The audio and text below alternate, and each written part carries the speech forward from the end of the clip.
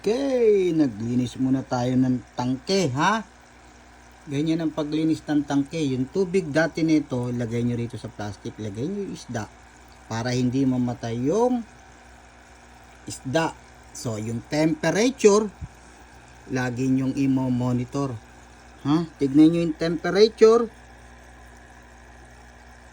Yan yung temperature.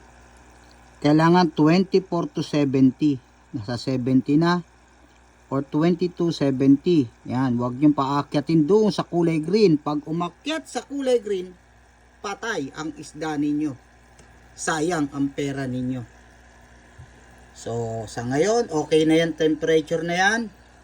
Pero yung tubig, hindi pa. May chlorine pa yan. Kailangan dyan mga 1 oras, 2 oras o higit pa. Para matanggal yung chlorine ng tubig.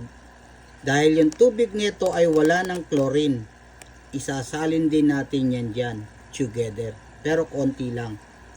Para mamatay yung chlorine ng tubig. Okay? Kaya kung magsasalin kayo, makahuli kayo ng sirena na kulay pink, huwag ninyo munang tatanggalin sa tubig. Okay?